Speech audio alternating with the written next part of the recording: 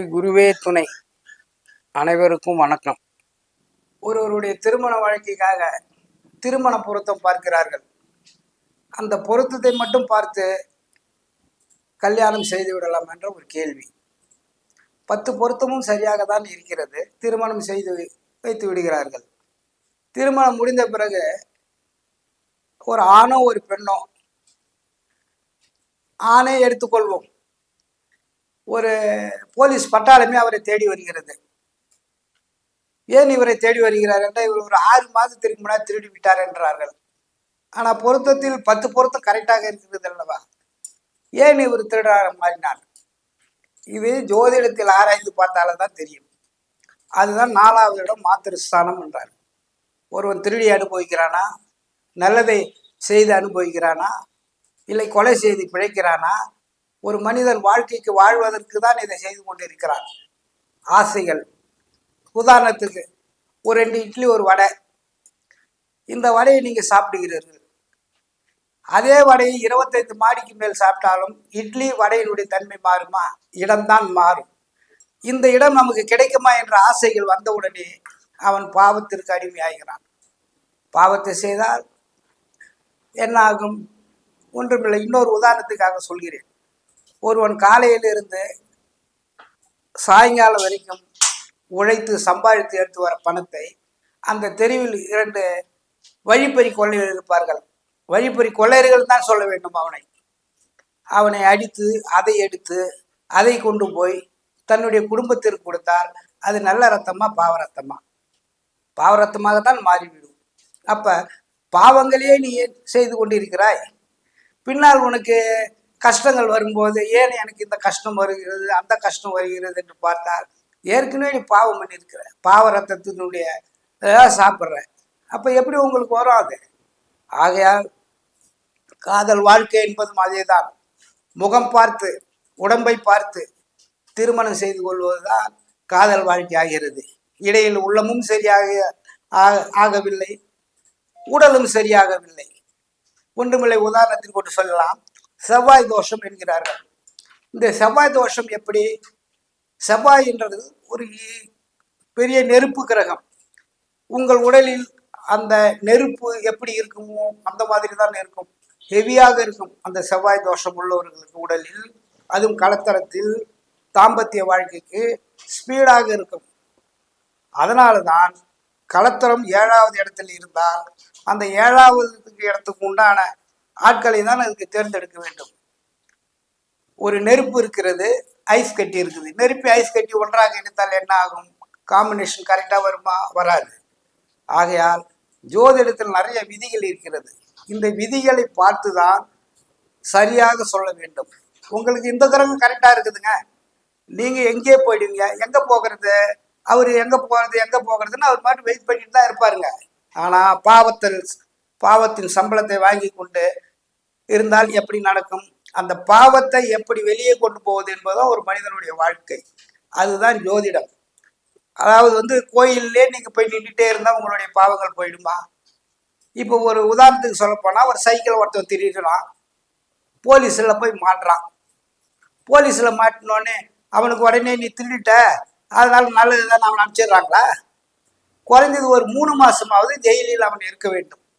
அப்பொழுதும் திருந்தி அவன் அங்கே இருந்து திருந்தி வரவில்லைன்னா திருப்பி தவறு செய்தால் என்ன முடியும்? அப்ப தவறு செய்தவன் இவனுக்கு நல்லது நடக்கணும்னா எப்படி நடக்கணுங்க? நடக்காது. ஆகையால் அதனால்தான் 12 இடத்தை கொண்டு வந்து வைத்திருக்கிறார்கள். லக்னத்திலிருந்து விரயஸ்தானம் வரைக்கும். அப்ப லாபம் எங்க அடைய முடியும்? ஒரு தொழில் செய்கிறீர்கள், அந்த தொழிலில் தர்மம் இருக்க வேண்டுமே தவிர அநியாயம் இருக்கக்கூடாது இல்லையா? அதாவது அரசாங்கம் என்ன சொல்லுது? சட்டப்படி இதை செய்யலாம் என்கிறது. ஆனால் தர்மத்தில் அதை ஏற்றுக்கொள்ளவில்லையே. ஆனால் தர்ம பிரகாரம் தான் மனிதன் போக வேண்டும். அந்த தர்ம பிரகாரம் போவதற்கு அவன் எதை கையில் எடுக்கணும்? நல்லதை எடுக்கணும், நல்லதை பேசணும், இன்னொருத்தவங்களுக்கு தொந்தரவு கொடுக்கக்கூடாது, அடுத்தவங்க சொத்தை அபகரிக்கக்கூடாது. இது நீங்கள் நிறைய பார்த்துருக்கலாம். மகாபாரதம் எப்படி? இப்போ ராமாயணத்தில் ஒன்று சொல்ல வேண்டும் என்றால், ராமர் 14 வருஷம் காட்டுக்கு போறாரு. ஏன் போனாரு? அவருடைய தகப்பனார் செய்த பாவம். அவரு தெருவுக்கு மனைவி வச்சிருந்தாங்கன்னு சொல்றாங்க. அது இருந்ததோ இல்லையோ அது அப்பாற்பட்ட கதை.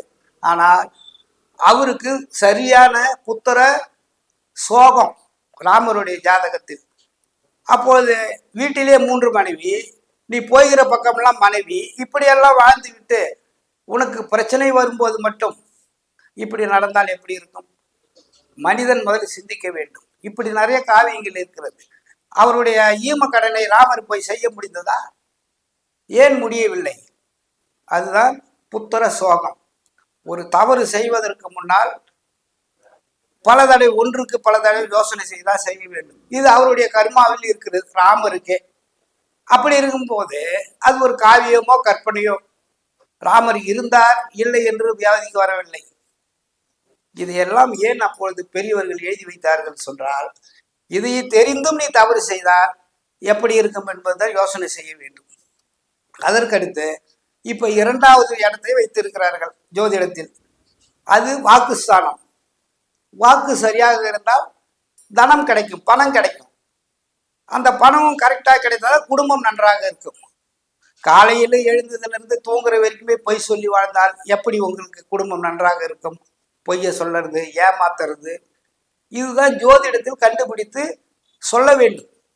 நீ இதை செய்கிறாய், 2ஆம் இடம் உங்களுக்கு இப்படிப்பட்ட இடம், இதை செய்ய தூண்டுகிறது, அதனால் நீங்கள் எப்படி இருக்க வேண்டும் என்பதை அவர்களுக்கு சொல்ல வேண்டும்.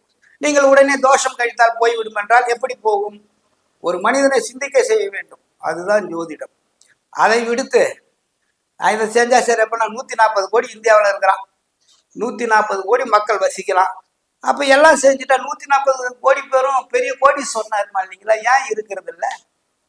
தன்னுடைய வினை, தன்னுடைய பாவ மூட்டை என்றைக்கு இறங்குகிறதோ அன்னைக்குதான் நாம் நிம்மதியாக வாழ முடியும். நாம் சாப்பிடுவது என்ன? நமக்கு காலையில் சாப்பாடு, காலையில் இட்லி ஏதாவது சாப்பிட்றீங்க, மதியானம் சாப்பாடு சாப்பிட்றீங்க, இரவில் சாப்பிட்றீங்க. இதை சாப்பிட்டுட்டு தூங்குறதுக்கு ஒரு இடம் வேணும். அதுதான் வீடுன்னு இருக்கும். இந்த தூங்கி எல்லாம் போயிட்டதுக்கு அப்புறம் நிம்மதியான வாழ்க்கை எல்லாமே கிடைக்குது. ஒவ்வொரு மனிதனுக்கு நோய் என்றெல்லாம் வருது. எதனால் வருகிறது? அவனுடைய மூதாதையர் எவனை ஒருவர் கத்தியால் குத்தினானோ இவன் கத்தியால் பட்டுதான் சாக வேண்டும் என்று விதி இருக்கிறது. உதாரணத்துக்கு சொல்ல போனா செவ்வாய் கிரகம் தான் இதற்கு அதிபதி. அவர் 2 பேரை கத்தி எடுக்க விடுறாரு. கொலகாரனையும் கத்தி எடுக்க விடுறாரு, டாக்டரையும் கத்தி எடுக்க விடுறாரு. இவன் ஒருவனை அழிக்கிறான், இன்னொருவன் அவனை காப்பாற்றுகிறான். ஆனால் காப்பாற்ற முடியாமல் இறந்து விடுகிறான். ஆனா காப்பாற்றணும்னும் அவன் எழுந்து வந்து எல்லாம் கரெக்டா நடந்துட முடியுமா? அவனுக்கும் குத்து அடுத்ததுதான் விழுகிறது. ஆனால் வலி என்பது ஒன்றுதான். உங்களுக்கும் அதே வழிதான், எனக்கும் அதே வழிதான், மற்றவர்கள் வலி எறிந்து நடக்க வேண்டும். ஒருவனை பேசும்போது கூட நம்ம யோசனை பண்ணி எப்படி பேசணும், அப்படி பேசணும். இப்படி எல்லாம் நிறைய இருக்கிறது. இப்போ முதல்ல நான் சொன்ன மாதிரி காதல் வாழ்க்கை, உடலும் உள்ளமும் ஒன்றாக இணைய வேண்டும். ஏன் இணையவில்லை? ஒருவனுக்கு, ஒரு ஆணுக்குன்னு வைத்துக் கொள்வோம், அவனுக்கு கால சர்ப்ப தோஷம் இருக்கிறது, அந்த பெண்ணுக்கு கால சர்ப்ப தோஷம் இல்லை. ஆனா ஜோதிட விதியில் என்ன சொல்கிறதுன்னா, அதே கால சர்ப்ப தோஷத்து உள்ள ஆளை தான் அவங்களுக்கு அணைக்கணுன்றான். ஒருத்தவருக்கு வந்து உள்ள நல்லா இருக்குது, உடல் சரியில்லை. அப்ப உடல் தாம்பத்திய வாழ்க்கைக்கு சரியாக வருமா? இதை சரியாக தேர்ந்தெடுத்தான் இணைக்க வேண்டும். அப்படி இருக்கும் காலகட்டத்தில் சரியாக இணைப்பதில்லை. சிலருடைய சொத்து அடுத்தவருக்கு போய்விடக்கூடாது என்று தன்னுடைய சொந்தத்திலே திருமணம் செய்து வைத்து விடுவார்கள். ஆனால் அங்கேயும் சில இடங்களில் நிறைய பிரச்சனைகள் தான். ஆகையால் ஒரு ஜோதிடம் என்பது பெரிய ஒரு கடல். அந்த கடலிலே நாம் நீந்தி முத்தெடுக்க வேண்டும் என்றால் பல இடையூறுகள் இருக்கும், இன்னல்கள் இருக்கும், எல்லாமே இருக்கும். இது நீங்கள் எல்லாம் கடந்து சென்றால்தான் முத்து வெளியே வரும். அதற்காக உடனே இது சரியாயிடும், அது சரியாயிடும் சொல்றதெல்லாம் சரியில்லை. ஒவ்வொரு மனிதன் 10 வருஷம் கஷ்டப்படுறான். ஆனா இந்த 10 வருடத்திலே கிரகங்கள் அவனுக்கு நல்ல இடத்தில் வருகிறதுன்னு வைத்துக் கொள்ளுங்க. ஆனால் வந்தும் அவனுக்கு நல்லது நடப்பதில்லை. ஏன் நடப்பதில்லை? அவனுடைய கர்ம வினை, அந்த கர்ம வினையை அதனால் அவனுக்கு தடுக்கிறது. பாவங்கள் ஒன்றே தான் எல்லா வேதங்களிலும் சொல்கிறது. அந்த வேதங்கள்ல என்ன சொல்லுது? எல்லாமே கர்மாவை தான் சொல்லுது. பாவத்தை செய்யாத, பாவத்தை செய்யாத சொல்லுது. ஆனால் பாவங்களே செய்து விட்டு எனக்கு நடக்கவில்லை, அது நடக்கவில்லை, இது நடக்கவில்லை, எப்படி நடக்கும்? ஆகையால் நண்பர்களே, நீங்கள் கூடுமான வரைக்கும் நல்லதை தான் செய்ய வேண்டும். இன்னொன்று கருத்தையும் உங்களுக்கு நான் சொல்கிறேன். நீங்களே ஜோதிடம் பார்த்து கொள்ளலாம். கரெக்டா தமிழ் மாசம் 1ஆம் தேதி எடுத்துங்க. அந்த 1ஆம் தேதியிலிருந்து அந்த தமிழ் மாசம் முடிகிற வரைக்கும் அந்த 30 நாள் வச்சுங்க. ஒரு உதாரணத்துக்கு அந்த 30 நாள் எல்லா கிரகங்களும் ஒவ்வொரு ராசியில ஒரு மாசம் இருக்குது, ஒன்றரை மாசம் இருக்குது, 1.5 வருஷம் இருக்குது, 1 வருஷம் இருக்குது, 2.5 வருஷம் இருக்குது. அப்ப இந்த ஒரு மாதத்தில் நீங்கள் காலையில் எழுந்ததிலிருந்து தூங்கும் வரை என்ன செய்திருக்கிறீர்கள், அது நல்லதோ கெட்டதோ, இதையெல்லாம் எழுதியே வாருங்கள். 30 நாளில் எடுத்து நீங்கள் பாருங்கள். நீங்கள் என்ன தவறு செய்திருக்கிறீர்கள், நல்லது செய்திருக்கீங்களோ அதிலே நீங்கள் யாரு நல்லவரா கெட்டவரா தெரிந்துவிடும். இதையே நீங்க திருத்திக் கொள்ள வேண்டியதுதான். திருத்தி வாழ்ந்தால்தான் மனிதனாக வாழ முடியும். அப்படி விட்டு நான் இப்படிதான் இருப்பேன் என்றால் அதற்கு என்ன செய்ய முடியும்? ஒரு சில பேர் சொல்றாங்க, இவன் எப்படி இருக்கிறான் பாருங்க, அவன் எவ்வளவு திருடனான், கொள்ளை அடிச்சான், ஏமாத்தினான், எப்படி இருக்கிறான் பாருங்க. அது எப்படிங்க? அவனுக்கு நேரம் வரும்போது அதை அனுபவிப்பான். அவன் செய்த தவறை அனுபவிக்கிற உலகத்தில் யாராலும் போகவே முடியாது. ஆகையால் ஒரு மனிதன் இப்படிதான் வாழ வேண்டும், இப்படிதான் இருக்க வேண்டும் என்று சொல்கிறார்கள். இப்போ தொழில், அந்த தொழில சில பேர் என்ன பண்ணுவாங்க, தொழில் செய்கிறாங்க, அந்த தொழில் விருத்திக்கு வர்றதில்லை. ஏன் வர்றதில்லை? அப்போ அதை கண்டுபிடிச்சு பாருங்க, உங்களுக்கு தெரியும். திருமண வாழ்க்கை ஏன் சரியாக அமையவில்லை? சரியாக இணைத்தால்தான் அது இணைக்க முடியும். 7வது இடத்துல சத்கலத்தரம் என்று சொல், துஷ்ட கலத்தரம் என்று சொல்கிறார்கள். இது ஒரு ஓப்பனாக நான் பேசினாலே, ஒரு மனிதனுக்கு கல்யாணம் பண்ணி வைக்கிறீங்க, ஒரு மனிதன் தாம்பத்திய வாழ்க்கையை ஒரு நாளுக்கு 4 தடவை கூட அனுபவிக்கலாம். இந்த அனுபவிக்க முடியாத ஆளை நீங்க அனுபவிக்கிறீங்கன்னு நீங்க செட் பண்ணீங்கன்னா எப்படி நடக்கும்? நடக்காது. ரத்தம் ரத்தம் பாவ ரத்தம் நல்ல ரத்தம்னு இருக்குதுங்க. இப்ப சரியாக இப்போ கலத்தர தோஷம் இருக்குது. அது கலத்தர தோஷம் ராகு கேது 5, 7, 9. 5 பூர்வ புண்ணிய ஸ்தானம். அவங்களுடைய மூதாதையர் என்ன பண்ணி வச்சுக்கலாம், 5வது இடத்தை குறிக்கும் போது நிறைய பாம்புகள் அடிச்சு அதை எரிச்சு அதனுடைய பாவத்தை ஏற்றுக்கொண்டு இருப்பார்கள். அது 7வது இடத்தில் தாம்பத்திய வாழ்க்கைக்கு சரி வருமா என்றால் சரி வராது. அவங்களுடைய காம்பினேஷன் கரெக்டா இருக்கு. அதாவது இதை சேர்த்தா இப்படிதான் இருக்குன்னு நீங்க எல்லாத்தையும் நினைக்கும் போது அப்ப அந்த காம்பினேஷனை கரெக்டா பண்ணணுமா இல்லையா? இதை முடிஞ்சா 9வது இடம் பாக்கியத்தை அனுபவிக்க முடியும். பாக்கியத்தை அனுபவிச்சு சொல்ல முடியும். அப்ப அந்த பாம்பு தோஷம், ராகு கேது தோஷத்துக்கு என்ன பரிகாரம் என்று இயற்கையிலே இந்த பூமியிலே இருக்கிறது. இதை விடுத்து நீங்க வாழை மரத்துக்கு தாலி கட்டுங்க, தென்னை மரத்துக்கு தாலி கட்டுங்கன்னா எப்படிங்க நடக்கும்? உடம்புல உங்ககிட்ட பாவ ரத்தம் ஜாஸ்தியா இருக்குது. 6 லிட்டர் ரத்தத்துல பல கிருமிகள் அங்கே இருக்கிறது. அந்த கிருமியை எடுத்தால் நீங்கள் டாக்டர்கிட்ட போட ஊசி போட்டா சரியா போயிடுமா? இயற்கையிலே இருக்குதுங்க, அதுதான் பரிகாரம். ஆனால் இந்த பரிகாரமே சில பேருக்கு கடைசி வரைக்குமே நிற்காது. ஏன்னு சொன்னா அவங்க அவ்வளோ பெரிய பாவங்களை செய்திருப்பாங்க. அது இயற்கையில அந்த குடும்பம் கெட்டு போயிடும். சில குடும்பங்கள் சூசைட் பண்ணிக்கிறாங்க. இப்படிலாம் இருக்கும்போது பாவத்தை கையில் எடுத்தா நீங்க வாழ முடியுமா? இதை சிந்திக்கணும். புரியுதுங்களா? அதை விடுத்து இது நடக்குமா, அது நடக்குமா, இது நடக்குமான்றதெல்லாம் பெரிய கஷ்டம்.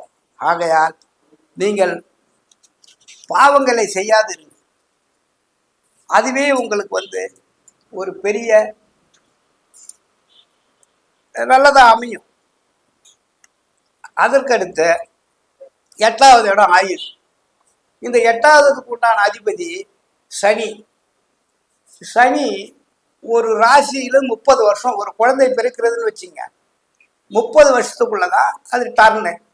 அப்ப 30 வருஷத்துக்குள்ள இந்த உலகத்துல இப்ப நீங்க லோக்கல் உங்க இடத்துலயே நீங்க நடக்கிறத பாத்தீங்கன்னா, பிறந்த உடனே இருக்குது, பிறந்த 2 வயசுல இருக்குது, பிறந்த 10 வயசுல இருக்குது, பிறந்த 20 வயசுல இருக்குது, பிறந்த 30 வயசுல இருக்குது. இது எப்படி இறக்குதுன்னா நம்ம வந்து நம்ம ஊர்லயே இருந்து அதெல்லாம் பார்த்துருக்கலாம். ஆக்சிடென்ட்ல சாகுது, அப்புறம் நோய் வந்து சாகுது.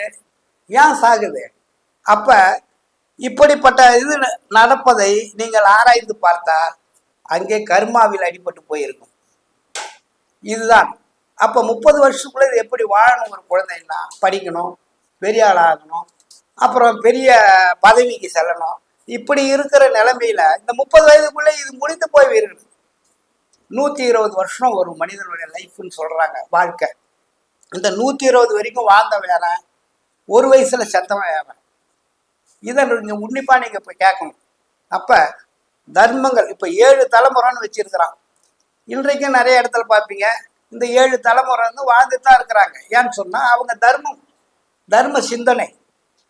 அதற்கு எடுத்து நான் தர்மம் செய்யறேன்னு சொல்லிட்டு ஒரு அறக்கட்டளை ஆரம்பிக்கிறது. அந்த அறக்கட்டளை மூலமா இவன் சாப்பிட்றது, இவன் சாப்பிட்டுட்ட மீதிய ஏதோ கொஞ்சம் கொடுக்கறது. அது எப்படிங்க? தான் உழைப்புல தான் நான் வாழணும். உழைப்பு என்பது ஒரு பெரிய இது. அப்ப அந்த உழைப்புல வாழாத அடுத்த உழைப்புல வாழ்ந்தா எப்படி நீங்க வந்து பாவத்திலிருந்து விடுபட முடியும்? உடனே நீங்கள் கோயிலுக்கு போய் சென்று இந்த கோயிலில் போய் நின்று எல்லாம் பண்ணிட்டீங்கன்னா, தேங்காய் உடச்சி எல்லாம் பண்ணிட்டு தீபார்த்தனை பண்ணிட்டு எனக்கு எல்லாத்தையும் கொடுன்னா அது திரும்பி வந்து தவறு பண்றீங்களா? ஏன் பண்றீங்க? சரி, அப்பயே நீங்க திருந்துட்டீங்களா? திருந்தனாதான் எதுவுமே நடக்கும். ஆகையால் மனிதனாகப்பட்டவன் மனித இனம், அந்த இனம் அர்த்தமுள்ள மனித இனமா தான் இருக்க வேண்டுமே தவிர அர்த்தமற்ற மனிதனா இருக்கவே கூடாது.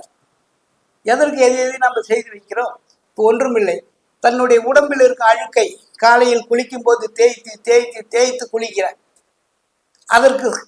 அதற்கு வாசனை சோப்பு, உடம்புல உன்னுடைய வேர்வை நாத்தம் வராத இருக்கிறதுக்கு சென்ட்டு, இதெல்லாம் அடிக்கிற இல்லைங்களா?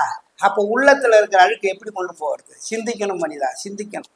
சிந்தித்தால்தான் அவன் மனிதனாக வாழ முடியும். அப்படி இருக்கும்போது காலகட்டத்தில் ஒரு மனிதனுடைய வாழ்க்கை அந்த ஜோதிட விதியில் ஏன் கெட்டுவிட்டது என்று கரெக்டாக சரியான முறையில் ஆராய்ந்து அவனை நிமிர்த்தி, இதுதான், இதை செய், இப்படி இரு, அப்படி இரு என்று சொல்ல வேண்டுமே தவிர இப்ப ஏதோ நடக்குதுங்க. அது எல்லாம் சொல்லி இதை பண்ணா போயிடும், அதை பண்ணி போயிட்டேன். இப்ப குடும்பத்துக்குள் பிரச்சனை. ஒரு குடும்பத்துக்குள் பிரச்சனை வராத குடும்பம் இருக்குங்களா? தந்தைக்கும் மகனுக்கும் ஆகிறது இல்லை, மருமகளுக்கும் மாமியாருக்கும் ஆகிறது இல்லை. அப்ப மாமியார் வந்து மருமகளை வதைக்கிறார்கள், துன்பப்படுத்துகிறார்கள். ஆனால் இவர்களும் ஒரு வீட்டில் மருமகளாக வந்துதானே வராங்க. அப்ப அவங்களுக்கு அது நடந்திருந்தா, நமக்கே இது நடந்தது, அடுத்தவங்களுக்கு நம்ம அதை பண்ணக்கூடாதுன்னு நினைக்கிறாங்களா? நினைக்கிறது இல்லைங்க. வாழ்க்கைன்றது ஒரு பெரிய கடல், வாழ்க்கைன்றது பெரிய தத்துவம். அந்த வாழ்க்கை தத்துவத்தை புரிஞ்சுக்க முடியலன்னு எதுவும் பண்ண முடியாது. அதே தாங்க ஜோதிடம். எதுங்க? இப்போ 5 பஞ்ச பூதம்ன்றோம். இந்த 5 பஞ்ச பூதமும் ஏதாவது ஒன்று இருந்தாலும் நம்மளால வாழ முடியுமா? இன்னொன்று சொல்ல போனால், மேலே உள்ள நட்சத்திரம், அந்த நட்சத்திரத்தை விதி, அந்த நட்சத்திரத்துடைய விதி என்றால், உதாரணத்துக்கு சொல்கிறேன் கேளுங்க. மேஷராசி. இந்த மேஷராசியில் 3 நட்சத்திரம் இருக்கிறது. அஸ்வினி, பரணி, கிருத்திகை, 1ஆம் பாதம் வரைக்கும். அப்ப செவ்வாய் அங்க உச்சத்துல இருக்கிறாருன்னா, ஆனா வேலை நடக்க மாட்டேங்குது. உச்சத்துல எனக்கு இருக்கிறாரு, நல்லா 10ல இருக்கிறாரு, நான் அரசியல்ல பெரிய ஆளா ஆகணும், வீடு வாங்கணும், ஏன் நடக்கலன்னா அவரை சார்ந்த நட்சத்திரத்தை பார்க்க வேண்டும். அஸ்வினியில் இருக்கிறார், அதுவே அவருக்கு லக்னத்திலிருந்து 5வது இடம். நன்றாக தெரிந்து கொள்ளுங்கள். லக்னத்திலிருந்து 5வது இடம் மேஷராசியில் அஸ்வினி நட்சத்திரத்தில் இருக்கிறார் என்றால் அவர்கள் பாவங்கள், பாவங்கள் ஒரு சுட்டெரிச்சு இருக்கலாம், நெருப்பால் சுட்டு இருக்கலாம். இப்படி நடக்கும்போது எப்படி அது நடந்திருக்கும்? அவருடைய நண்பரான நட்சத்திரம் கிருத்திகையிலே இருந்தாலே, கார்த்திகை நட்சத்திரத்தில் இருந்தாலே அதேதான் பாவம். அதாவது இடம்தான், ஒவ்வொரு இடம், லக்னம், வாக்குஸ்தானம், இளைய சகோதரம், மாத்திருஸ்தானம், கர்ம வினை, பூர்வ புண்ணியஸ்தானம், 6வது கடன் வழக்கு ரோகம், 7வது இடம் கலத்தரம், 8வது இடம் ஆயில், 9வது இடம் வந்து பாக்கியாதிபதி, 10வது இடம் தொழில், 11வது இடம் லாபம், 12வது இடம் விரயம். இதுதான் ஒரு மனிதனுடைய ஜாதகத்தில் அமைந்திருக்கு. அப்பொழுது அவன் பிறந்திருக்கும் நேரம், அந்த குழந்தை பிறந்த நேரத்தில் ஜாதகத்தை கணிக்கிறோம். அப்போது எல்லாமே சரியாக தான் இருக்கிறது. ஆனா கர்மாயில கெட்டு போய் இருக்குது. இந்த கர்ம வினையை வெளியே கொண்டு போகணும். இதுதாங்க ஒரு மனிதன் நினைக்கணும். இதை விடுத்து எதை ஏதோ செய்து கொண்டு அதை செய்து கொண்டு எதை சாப்பிட்டால் பித்தம் தெளியும் என்று இருப்பது, அதுதான் மனிதன். அந்த எதை சாப்பிட்டால் பித்தம் தெளியும் அங்க இங்க எல்லாம் அலைஞ்சி எதுவுமே நடக்கலன்னா எப்படி நடக்கும்? உன்னுடைய உடம்புல இருக்கிற பாவ ரத்தத்தை நல்ல ரத்தமாக வெளியே கொண்டு வந்தால்தான் நடக்கும். அதை சொல்பவன் சரியான ஜோதிடர். அந்த ரத்தம் இப்படி இருக்கிறது, அதனால இதை வெளியே கொண்டு வருவது என்னென்ன செய்ய வேண்டும் என்று சொல்வது தான் சரியான ஜோதிடர். அதை விடுத்து எதையோ சொல்லி செய்து அதை செய்து இதை செய்து நடக்கவில்லை. கோயிலா போனா நடக்கல, குளமா குளிச்சா நடக்கல. குளத்துல குளிச்சா கர்மா போயிடுமா உடனே? உன்னுடைய எண்ணங்கள், நினைவுகள், இந்த நினைவுகளிலிருந்து உன்னுடைய பாவங்கள் வெளியே போக வேண்டும். நாம் ஏன் இதை செய்தோம் என்று நினைத்தால்தான் நாம் நன்றாக வாழ முடியும்.